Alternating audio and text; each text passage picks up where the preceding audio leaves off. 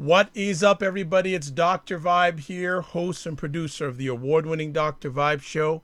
As always, I'd like to say you're blessed, highly favored, a magnet for miracles, and a solution for someone's problem.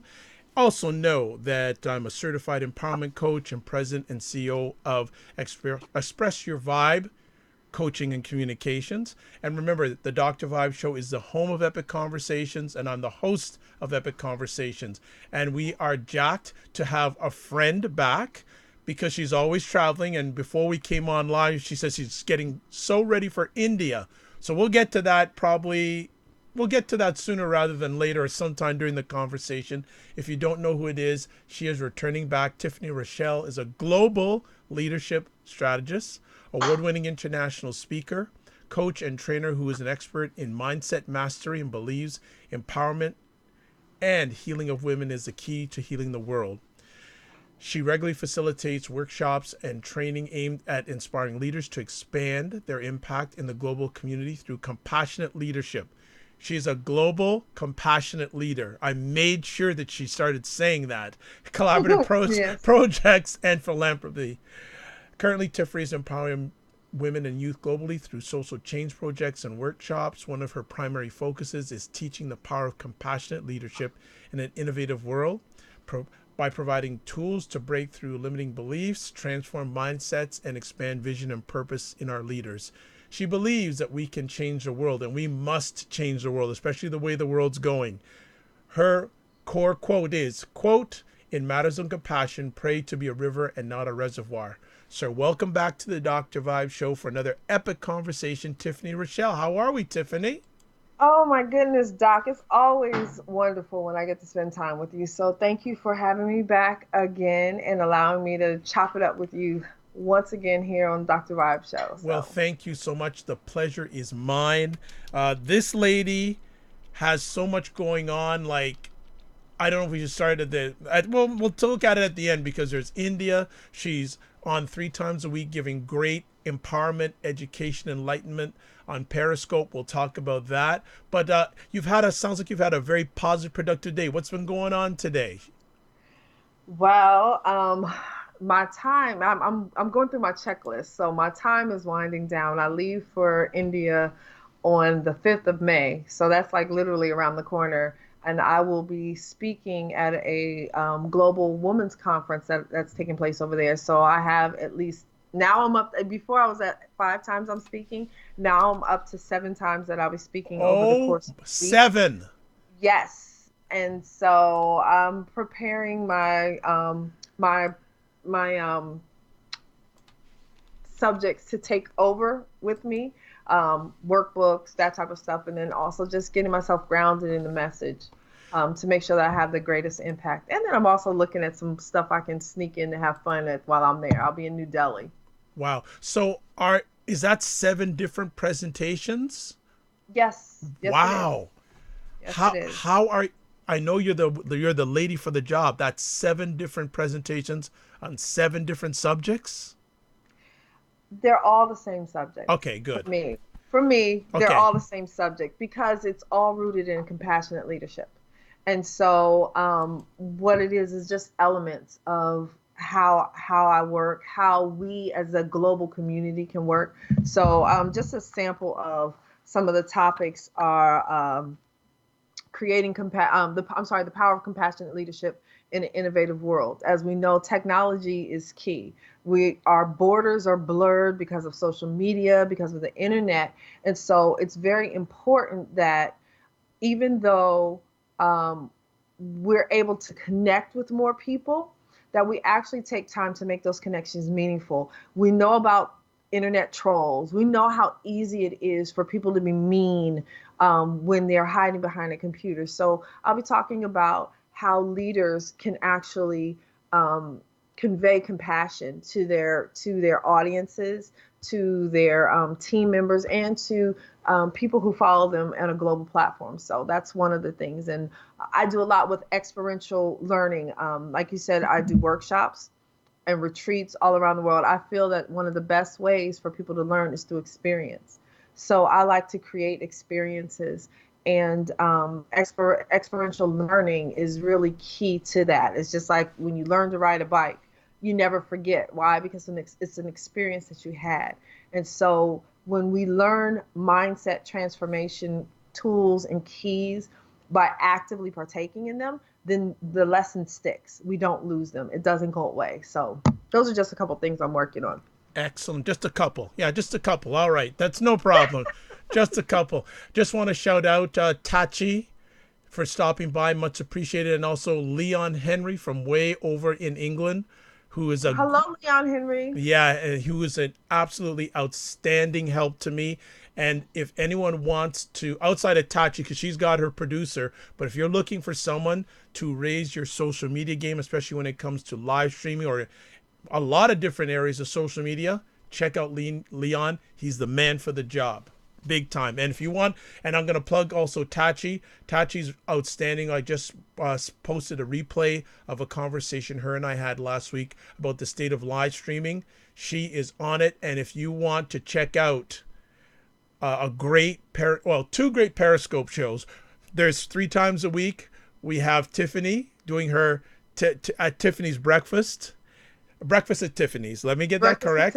Breakfast at Tiffany's, and then there's also every Wednesday night. Tachi does a rocking well, she does many shows, but the one I'm plugged into the most is Media Scope, where she talks about media and pop culture. So we got it going on. Hello, Ebony Renee. Thank you so much. And yes, where Leon is right now, it's 2:08 in the morning. So let's get it going. Yeah. So this has been just a big thing. And I know there may be some people that I know Ebony is new here. How did you get involved in compassionate leadership? And then we'll get into our main conversation topic. Well, for me, I've always taught leadership and personal development, even before I actually knew what it was. So going back through my whole history, I've always been a leader. And so leadership is a core message of mine and a core function that I have. And over the years, after becoming a certified life coach, after becoming certified in neurolinguistic programming, working through other different modalities, I'm a Reiki master. So I really like to tune in to divine messaging and divine purpose, because all of us, each and every one of us, has a purpose for being here. That's my belief. And when we connect to our divine source, and I say divine source because everyone doesn't relate to their divine source in the same way. Some call it God, some say Allah, some say spirit, some say universe. So I encourage and I teach people how to tap into really connecting with their divine source. Because once we connect to the divine source, we connect to the divinity within us, and then we're more on task, on purpose. And so I say all that to say that through my tapping into my divine purpose, I actually was downloaded a message that compassionate leadership is where the world needs to be guided. It's the message that I'm to carry. And so all this year, every platform that I speak on will be about compassionate leadership before anything else. So again, I believe it was really a divine download, because it is where, with the state of things, it's obvious that compassion is missing and lacking all around the globe. And it's important for us to reinstill it in our communities, in our families, in our leaders. Excellent. Thank you so much for sharing that. So we're all on the same page now. We know you're a global compassionate leader because you're gone your way to India. I've seen you visually in South Africa, and I think you're telling me you may be going to Brazil this year too. I'm going to Brazil in November. I'll be in Morocco in October. I'll be back in South Africa for the months of July and August, and possibly New Zealand and Australia in December. So okay, I'm making the rounds this year. So you know that Tiffany is on the positive forward move, and we're very blessed because we get a chance to communicate with each other offline somewhat regularly, and we have a lot of great discussions and conversations. And about 2 weeks ago, we were having a chat, and then Tiffany dropped a very interesting comment on me saying that, some black women out there are mimicking black men. I said, hold the brakes. I said, Tiffany, we got to have you come on and share about this. Oh, actually, here's a question. Leon's asking if you're coming to London. Well, it's funny that you ask. I have a client that's over there, and I'm speaking with her about possibly organizing an event. So I would definitely, if you want to partake and help invite me over, definitely I'm interested, but I am working on that. Okay, well, I definitely think if you're going over to the London area, uh, I think it would add positive value to you and the event that you collaborate if you can with Leon because he knows the market there big time. Okay. All right, so let's get back to, are some women mimicking black gay men? Why did you utter that comment to me?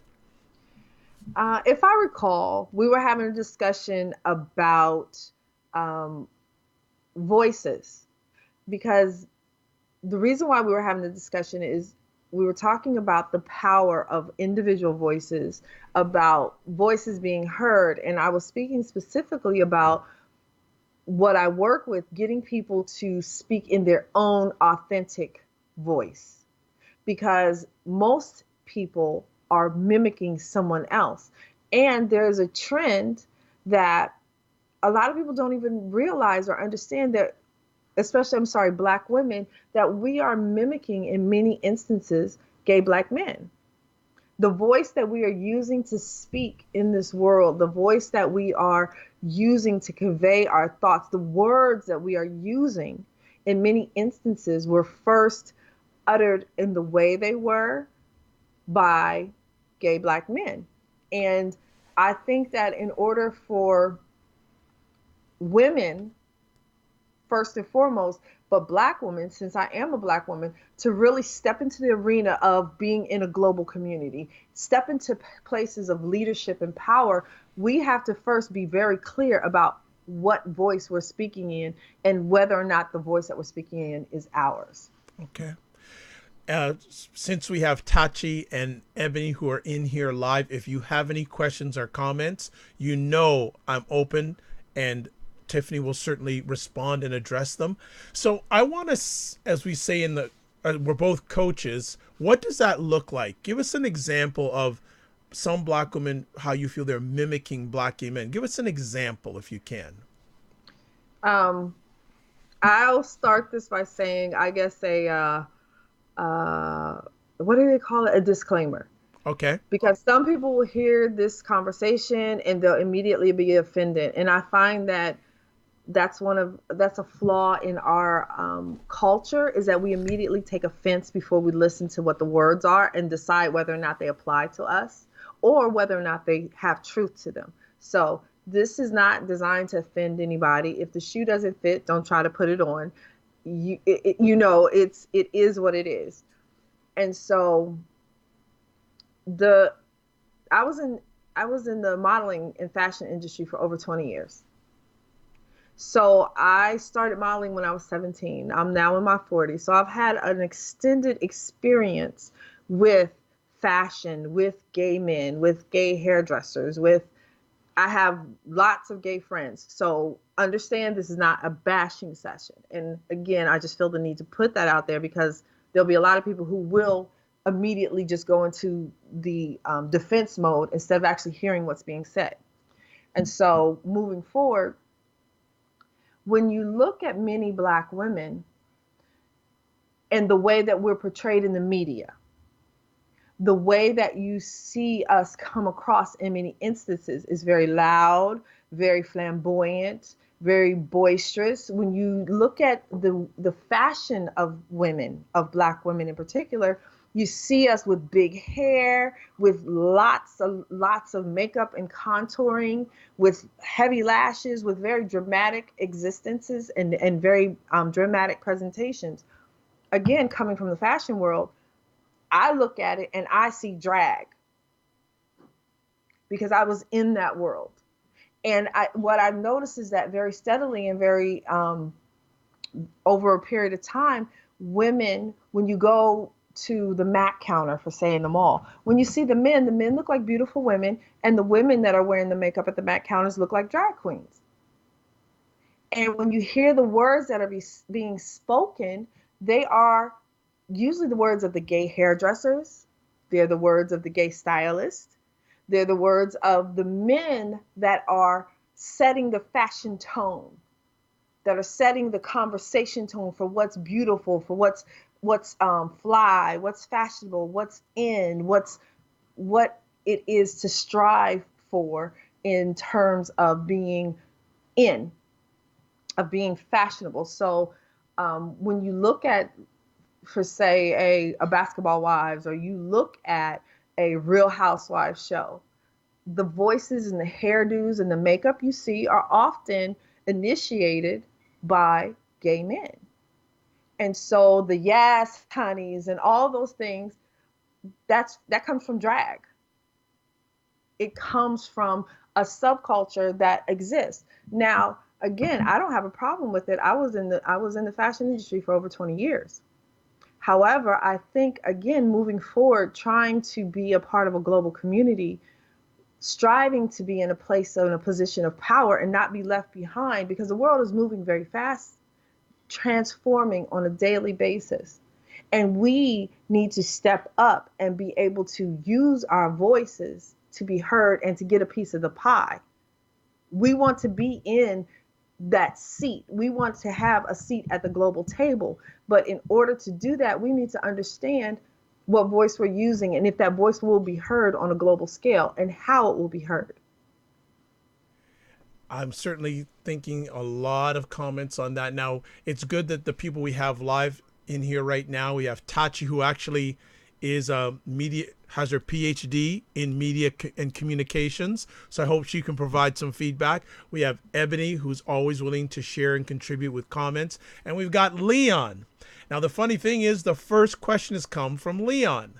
And Leon is asking, would you say this could be the masculine side within a woman?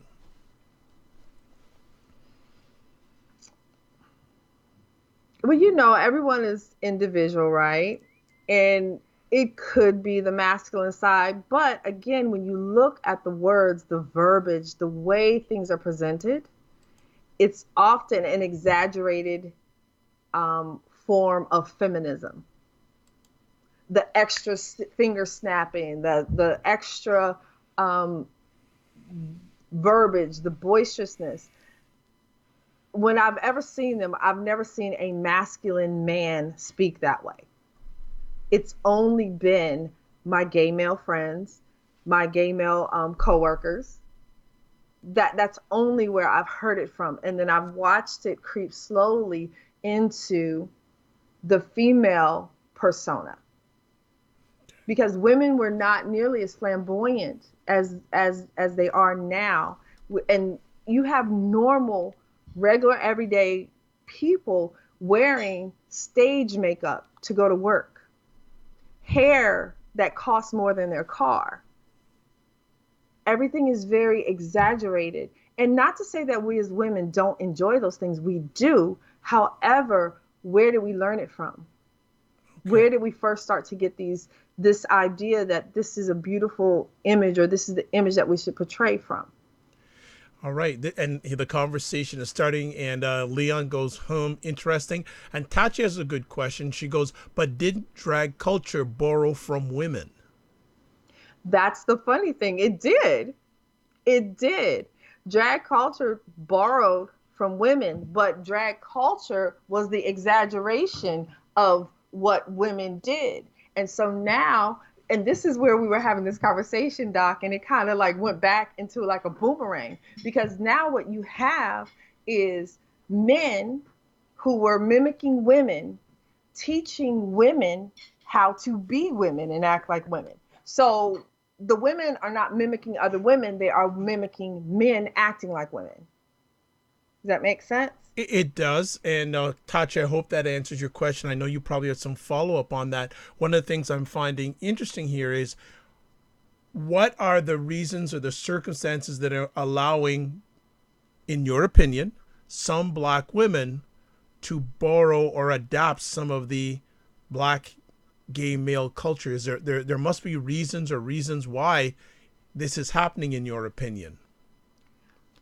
There's lots of reasons. And again, one shoe doesn't fit every person. So I'm in no way, shape, or form saying that this is for everyone. But when you have the fashion culture, which is dominated and predicated and predicted by mainly gay males. As we see, television and the entertainment industry is dominated by gay males behind the scenes and now in front of the scenes, right? The outline of what is acceptable, what is beautiful, is being put into place by these men. So before we were just being, I don't want to use the word oppressed. We were being influenced by the ideas of what women should look like. If you look back into advertising in the 40s and the 50s, there were ads where women were actually laying on the ground as rugs and men were stepping on top of them. There were ads that women, a good wife should have a martini when the husband walked in the door. So we started with men telling us what looked good, how we should be as a woman. And then now it's gradually, slowly moved into gay men telling us how we should be women, what is fashionable, what is beautiful, what makes us a true woman. When you see this body, the body modification that's going on of women, the shapes that a lot of women are getting are mimicry of the exaggerated waist trained body extension that drag queens wore. The super tiny waist, the big bottoms, prophylactic, all these things that were put on to make a drag queen look like a woman now have become a standard, if you will, in the Black community of what a woman should look like. Okay, so let me go down this road then, and clarify if I'm not right going down this road. Are you saying that some Black women, because they're not comfortable finding an identity as a Black woman, it's easier for them to take identity qualities from Black gay men instead of creating their own identity? I don't even think it's that conscious. I don't even think it's that conscious. It's just like, if you were raised in a church and you were raised to be Catholic, or you were raised to believe that chicken is sinful, right? You have a belief that you were raised with or that you took at an early age. You may not even know why. You may not know how it got there, but it's a belief that you were given. And so you start to live your life as if this belief is a fact. And so we all have beliefs and understandings that we carry that we don't even know how we got them. And so using that in the male, female, how a woman presents herself like that, she may have a idea of what women look like, or what a good woman looks like, or what a beautiful woman looks like, based on her culture, based on her environment, based on her immediate home life, that she doesn't even understand why she believes that, or why she wants what she wants. It's the same thing that has people bleaching their skin.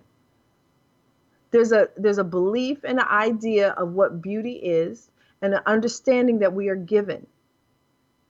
And we choose to believe it until we choose to investigate and say, well, why do I believe this? Why do I do this? But most people don't ask why. Most people just do. And because it's popular.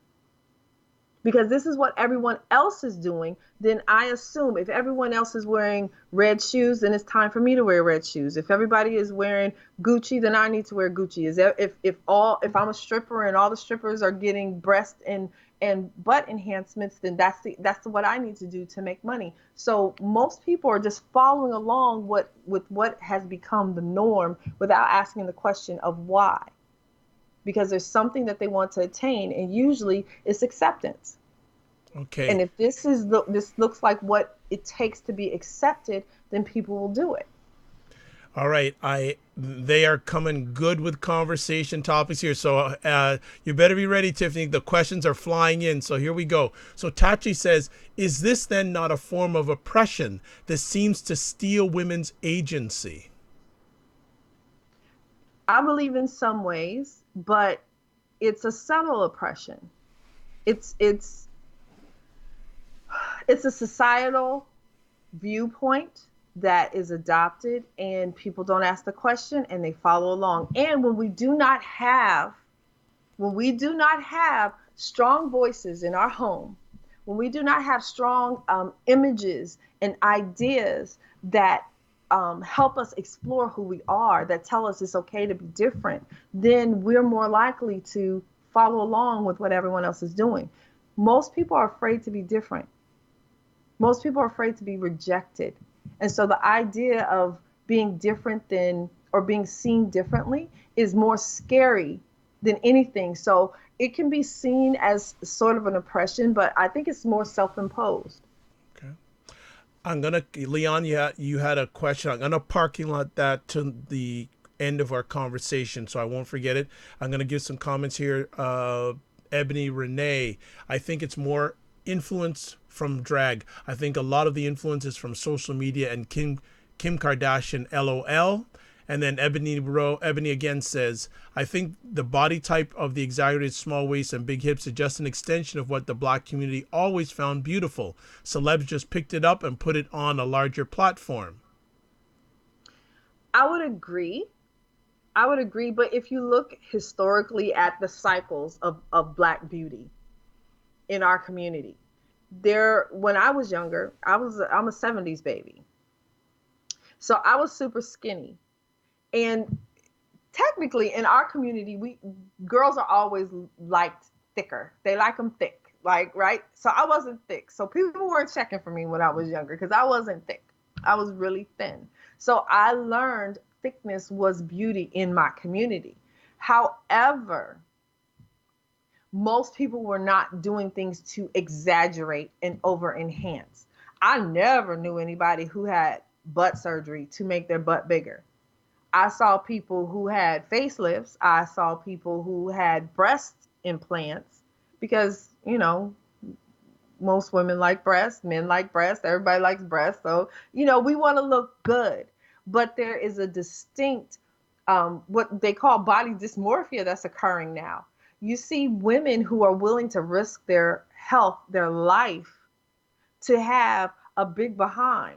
They're going and getting cement and rubber glue put in their bodies by people that they don't know who are not doctors because the enhanced butt is the way you make money because you can be a stripper.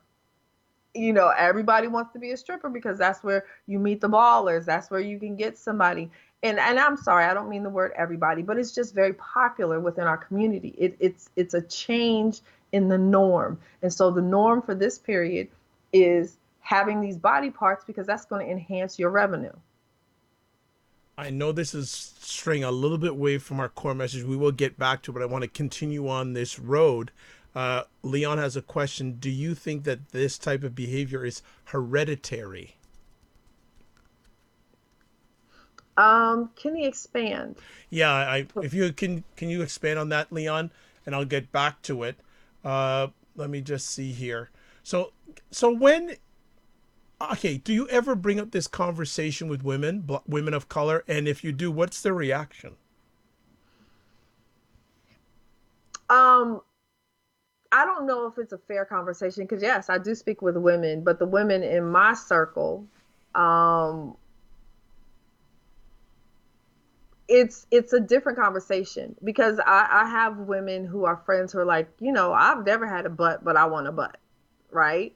And so there to me is a difference between desiring something that you never had just because it will make you feel better about yourself and doing something to your body so other people can like it versus this is something that you just desired. If I get a nose job, I'm going to get a nose job for me, not because I went to a modeling agency and they told me that they think I should change my nose. Is that making it clear? Sure, it does. Let me Yeah. ask, is what we're chatting about now, where is, if any, is the correlation between black women mimicking black gay men and where the conversation has gone at the present moment? Is there any correlation between this subject and the mimicking of black gay men?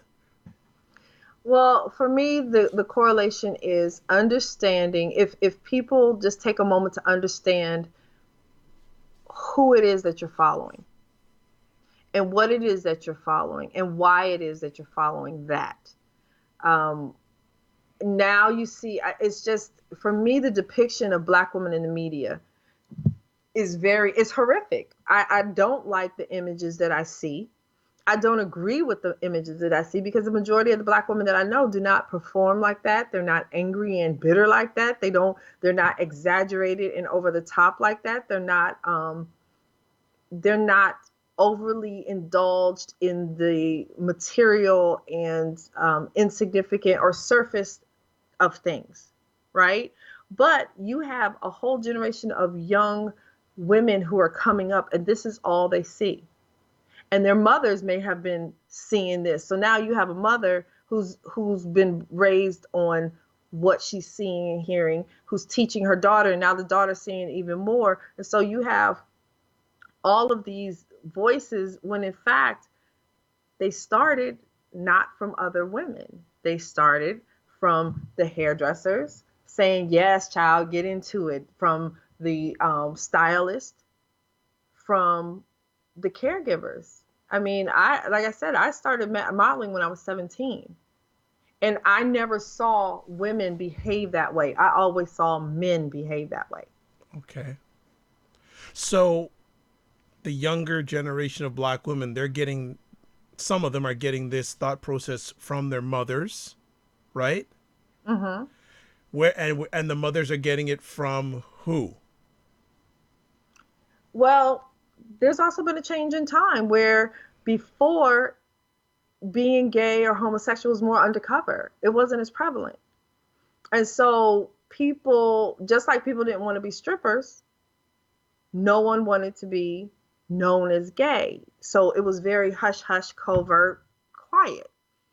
And so now, because it's more in mainstream, it's being heard more. So again, if you look back at even Black men in our television community, a lot of Black actors were doing comedy, and what were they doing? Wearing dresses. Every time you saw Oh, like a Martin, how Flip about Wilson, even a Tyler Perry? right, a Tyler Perry, they are over exaggerations of Black women.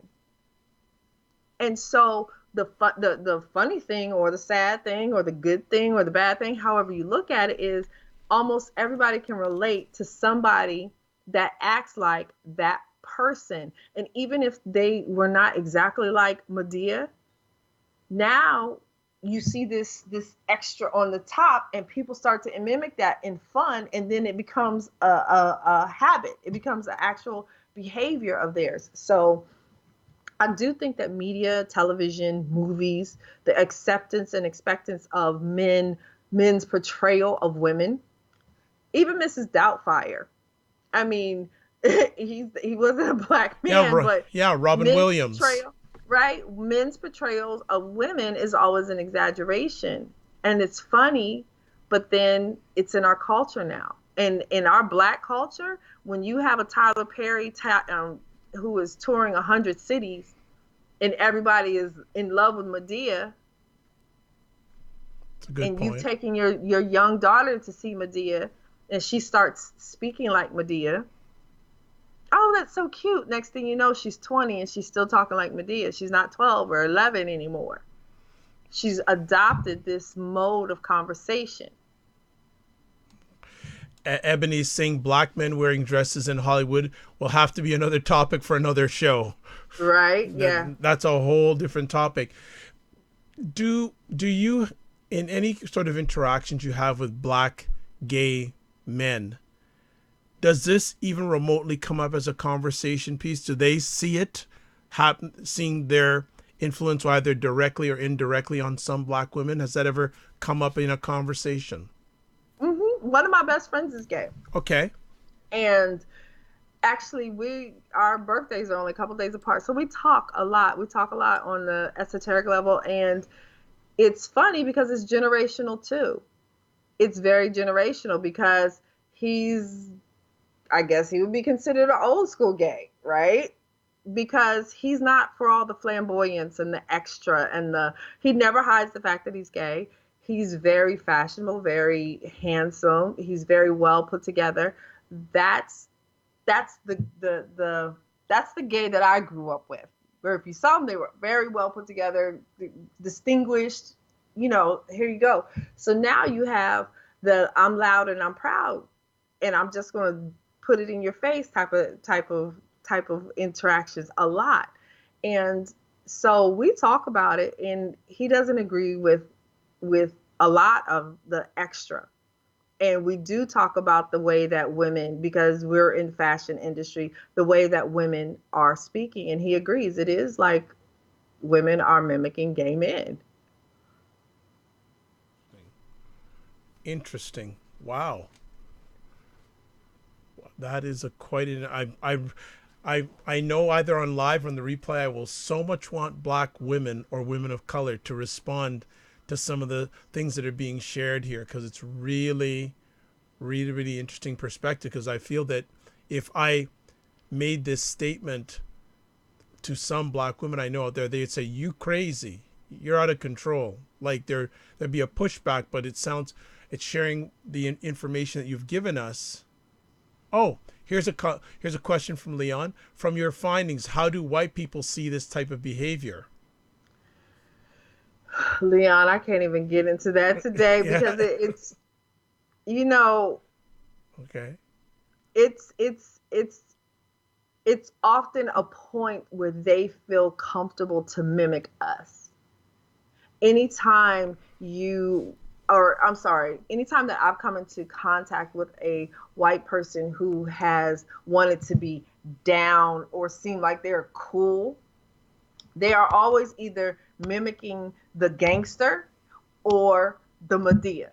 Those are the two characters you get from a white person who's trying to speak to you in your language, if you will. Right? Oh yeah, it's cool. And why are you talking to me like that? I don't speak like that. Oh, or girlfriend, like that. That's the two that you get. That's the two that you get. And so I think that it allows them to not take us seriously. But I can't assume what everybody does or how everybody feels. But that's just been my experience. That it's something that they use to dismiss and discredit us. Okay. When you take a look at this situation, what are the is there is there a good, bad, or ugly when you're looking at this situation? What's the law? As Leon asked earlier, so I'll bring it out now. He brought up, what do you see as the long term effect towards our culture with this type of behavior? Okay, so if I go good, bad, and ugly, If the good side I would say is that um, it's given a lot more Black women the opportunity to find confidence, because of course it was a period of time when um, confidence was probably at a low, and so I see a lot more women who are dressing up. They're interested in putting on makeup. They're interested in doing their hair. So that's a good part. The bad part is some of them become too interested in doing their hair, and too much identity is in I have to wear my makeup or I can't go outside without my makeup, and I have to have bundles, and I have to bleach my skin, because the identity becomes too wrapped up in it. And the ugly is, again, we are moving very rapidly into a global community. And by limiting ourselves by our conversations, we could very easily put ourselves in a position to lose or not even have a seat at the global table. And I'm all about people living in authenticity and knowing who they are. So here, if you decide that you want to dress up and you know that this is you and this is how it makes you feel, or you are very clear about why you're using the voice, what you're doing, is one thing. But if you're doing it and you still don't know your purpose, you're still steeped in sadness, because I see a lot of that too. Behind all the makeup and the hair, there's still a lot of sadness. There's still a lot of emptiness, a lot of disconnection. And most people are looking to be connected.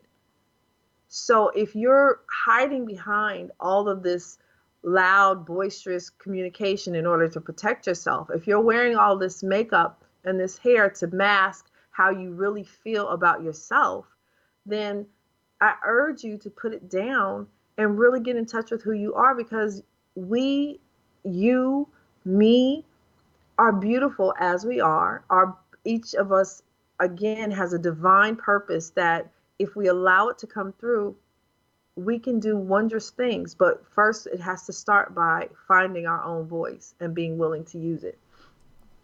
You had mentioned in regards to our conversation, you mentioned the influence of the media on this. How powerful of an influence does the media have when it comes to this subject, in your opinion?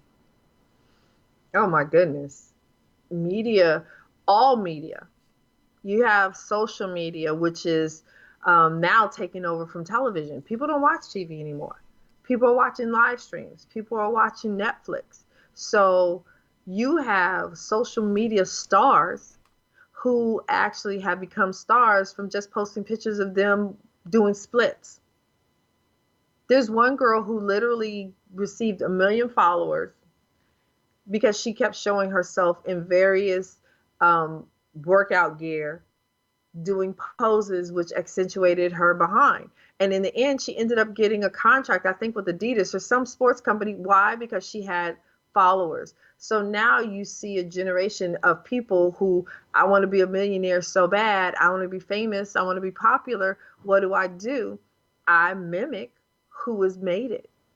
I do what other people have done to be successful at whatever cost.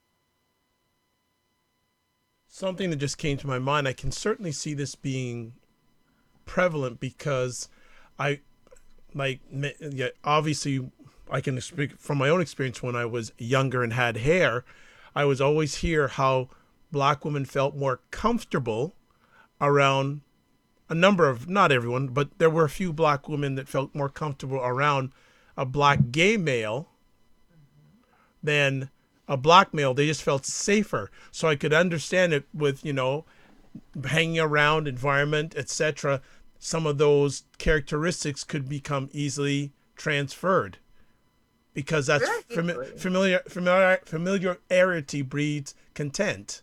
And even, with relationships, as always, challenging, but the times very challenging in the black community between men and women. And again, you see the lack a lot of times, sometimes in the media, the lack of black love between black male and black female. I can see that becoming part of it. And I look at even an extension. You look like an organization like Black Lives Matter. All the leaders in that organization are women. And some people will say, I know some people say, man, they're really aggressive, they're really strong, they're more like men. So I can see as, That's a totally different subject. yeah. Women sounding like men, it's interesting. And as a black woman, I think that it's a very interesting balancing act, because for me growing up, I was accused of sounding white. Oh, there's another part of the conversation. Right? Because my parents didn't allow us to speak slang. It didn't mean that when I was with my friends or I was hanging out that I didn't, but my parents didn't allow us to speak slang in the house.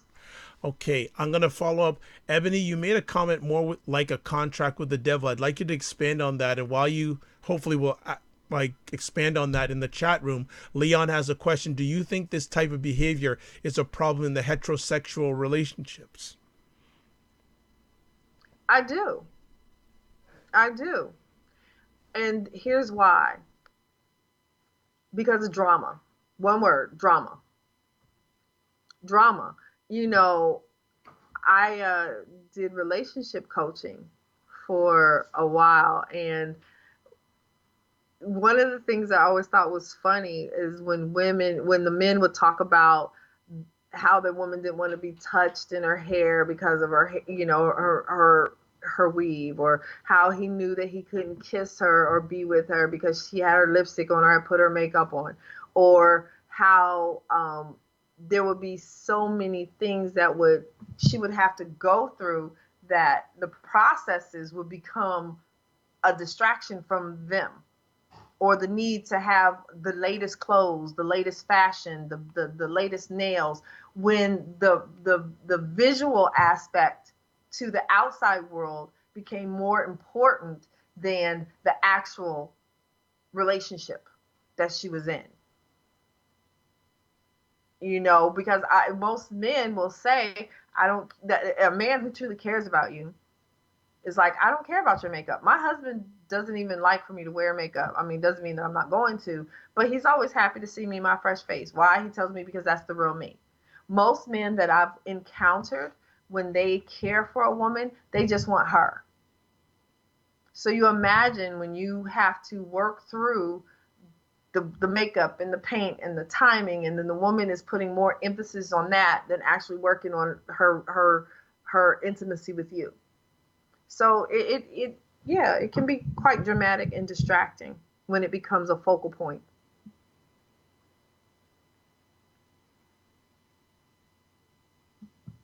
I can't hear you, Doc. Leon says for real. So Men, when women, guys like, let's go swimming, let's take a shower together. I can't get in the shower, you're gonna mess up my hair. Like, it's a lot. I think it can detract from the intimacy and the spontaneity in relationships. and it's interesting because one of the assumptions by some people is that gay men are more dramatic. Can I put it that way? That's a sometimes I've heard that commentary, and I can see again how you said at the beginning how that behavior or alleged behavior can be transferred to black women or become a part of black women. I started modeling when I was 17, right? My best modeling moves I learned from a gay man. Wow. Any time I've had male hairdressers the majority of my life, because there's also a way that a man sees you, even a gay man, that is different than a straight man. I mean, than a woman, sorry. A man can always cut my hair because a man can always see me and see my face, my angles, what looks good. I've just always had better experiences with men cutting my hair because they have a different eye. And so a man, even a gay man, looking at you and helping you see your beauty, tell you your beauty, can be intoxicating, especially for women who, quite frankly, see images that say that we're not beautiful. It's a good And point. if we are not grounded, if we are not clear about our own personal identity, then yeah, we can start to adopt these things because these are the people who are showing us love. Again, I was fortunate. I had a really great foundation from my parents, but I could see, like I said, all my hairdressers were men because I love what they did. My makeup artists were men. I just wasn't influenced because I already had my own identity. Okay, Ebony is now followed up from her comment earlier on saying having a woman pose in various positions to accentuate her behind and then get 1 million followers and have Adidas give her a contract for doing it. Sounds like she's being signed over to the devil. They're doing it every day. People are getting enhanced every day so that they can sign up. They're lined up to sign up with the devil if that's who it is. Like, I mean, if that's who it is, I don't know. But people want to be accepted. People want to be loved. People want to be famous. People want to be rich. How big of an issue do you think this is? The black some black women mimicking black gay men. Is it an issue you see that's becoming more prevalent in the circles that you travel? I see it a lot, but I also see a resurgence of consciousness, which is causing women, black women, to stand up and speak up in a authentic voice that is not related to reality TV or is not related to getting likes. So it's a lot, but I really feel like the change in the climate, because we need leaders, because we need conscious awareness, because this this climate that we live in will not allow us to ignore it. It will not allow us to be silent. It will not allow us to turn our heads. And so there are voices coming forth that are like, I don't need fingernails to tell you that this is unjust and I'm tired of it. I'm gonna wear my afro because you're gonna see me and you're gonna see I'm beautiful and I love me. So I think there's a balancing coming to it. I don't think it'll ever go completely away, but I just see that the understanding that there's a need for more is becoming prevalent. Do you see the this being a potential issue for black women who are millennials and younger? Yes, it can be, but millennials are interesting. They're very interesting. My daughter she's a millennial. She's 22, and so we talk about it. And she was like, "Mom, I think we're the smartest generation." I said, "I think that you probably are the smartest generation, but I think that you're dumb with your smartness." Right? Okay. You know a lot, you feel a lot, you see a lot, you're technologically savvy, but your common sense is really not common. And your sense of self is not there. So it's going to become very important. It is very important. It's not becoming very important. It is important that we as leaders, older leaders, really stop looking and saying those millennials over there, but actually get involved in conversations with them and help them to guide their intellect, to guide their power. Because millennials are also a lot, they're very conscious. They're very aware of protest. They're very aware of subjects of need and things, and they're willing to march and they're willing to give to good causes and they're willing to have a voice, but it has to be a pull. It is sometimes yes, sometimes no. So being able to help create the millennials create consistency in that conscious voice, I think will make a difference. And I don't think and I think that if they're the millennials that don't grasp that or are not given that guidance or are not able to hold on to a conscious awareness, then it's going to lead to more depression because suicide is on the rise again. There's people who, they got a million followers, but they feel alone. So that's a very real danger that is presenting itself. So it could be a problem if, we as leaders that know how to guide them, not tell them what to do and who to be, but guide them with their gifts and guide them into discovering and accepting their own voice. I think that's key. Well, as we're winding down the conversation, Ebony says, I'm only 22, but I do not compare myself to millennials at all. To be honest, it's very hard to listen to them because to them on a lot of issues.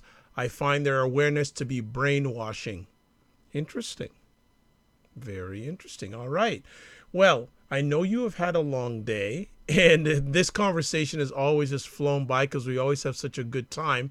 But what I'd like to do is wind it down and have you maybe maybe your call to actions when it comes to this conversation in regards to if there's any messages to black gay men, any messages you have for women, black women, and then to the black community in general when it comes to this conversation piece. So whichever group you want to address first, go for it. Um, okay, so in general, I would talk to black women, and that is because I am a black woman, and I don't feel I can direct gay black men. I can give advice, I can say whatever, but because I'm a black woman, I'll speak to this. Sure. I believe that we are in a pivotal space and time where our voices are backed energetically, spiritually, and physically at this time. And this is the strongest time for us to speak and be heard, and not just to be heard, but to make an impact. So, to black women who are listening and are desiring to be heard, I only ask that you find your voice and be heard authentically. Speak your truth, and you'll be blessed in your gift. But not only that, you will be able to change and impact this world in a way that you can never imagine, in a positive way. but it starts with being willing to face who we are, love who we are, speak our truth, stand in it, and keep going and growing from there. Excellent. Great way to end off another epic conversation.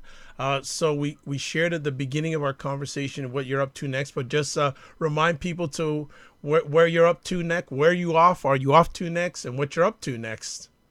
Okay, well, I am headed to India on in 2 weeks. Well, actually, it's a week and a half now, and I will be speaking at a women's economic forum in India. There's over 2,000 participants, I think about 50 or 60 countries, and I'm really honored to be there. I will be receiving an award while I'm there, and so I'm excited about that. Yes, and I actually get to lay the foundation for my academy. So I'm launching a legendary legacy building leadership academy in South Africa later on this year. And you can always follow me and find me on Periscope, all social media. I'm Tiffany Rashel, the number one. So you can reach out to me, inbox me questions, email me at talktotiffany@tiffanyrashel.com. I will answer you back. I I love to receive encouragement, but I also love to receive questions and ideas. So if you have things that you are thinking about or want to see explored, yeah, I really enjoy it. So, and I just love sharing the opportunities for people to collaborate and partake in philanthropic projects. So, if you're interested in stepping up and using your voice on a global platform, I'm also a person to reach out to because I share. I'm not just trying to get there by myself. I think that we all need to go together. So, hit me up. Excellent. Leon is saying, are you going to be streaming from India? Some of the sessions will be streamed. I believe that I have maybe two that will be streamed. I don't know the total information on that yet, so I may not get it until I actually get there. But I do plan on doing some Periscope and some streaming on my own while I'm there, maybe, talking about what's going on. So definitely. Excellent. And I have shared with Tiffany that as much as possible, make sure she gets copies or documentation of her presentations there, each one of those 7 different presentations, because she can put that to good purpose going forward. And I am taking your advice. I actually was at Office Max today um, looking for a voice recorder. Well, we can And we can chat yeah, offline if you need help with that.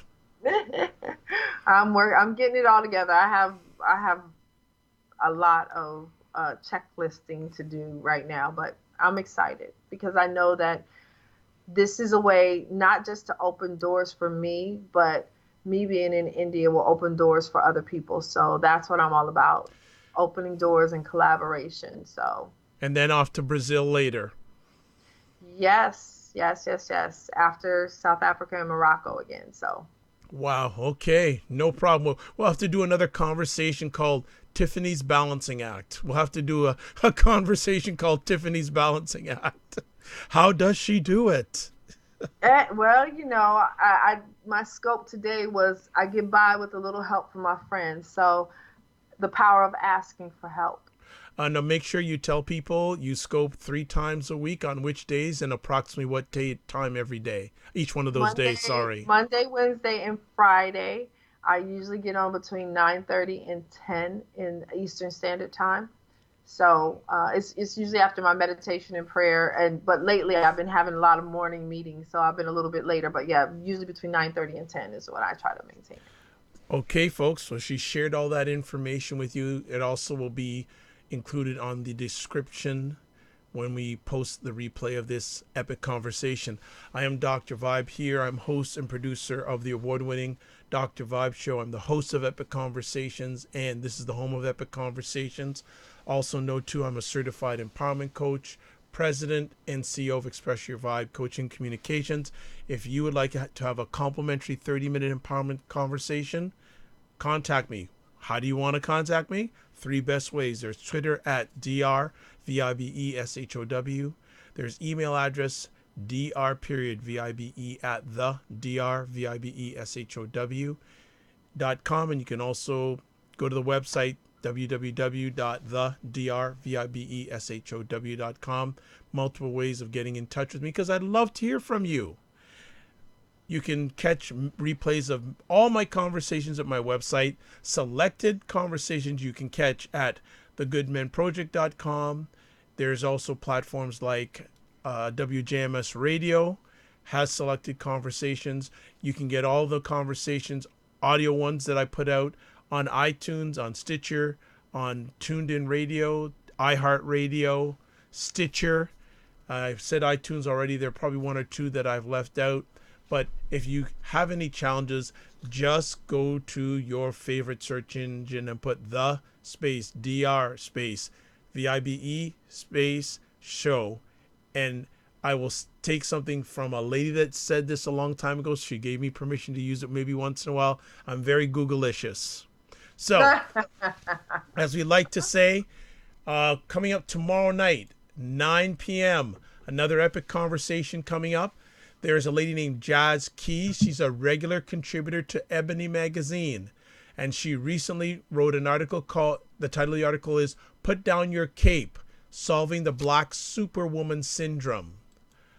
That's a good topic. And she will be on same place right here tomorrow night, Thursday, April 20th, 9 p.m. I've had great conversations with her. She's very excited to be coming on. She's an outstanding lady. So we just keep on raising up our Black ladies to the highest degree. So as always, I like to say also big thanks to Tachi, Ebony, Leon. Thank you so much for being part of this epic conversation and making the conversation epic. Hope to see you again soon. As always, I like to say you're blessed and highly favored. You're a magnet for miracles, and you're a solution for someone's problem. And again, special thanks to Ebony. Long time no see. Thanks for jumping in. Hope to see you back again. God bless. Peace be well. Keep the faith and catch you soon. And remember, sometimes you've got to get smaller to get stronger. Good night.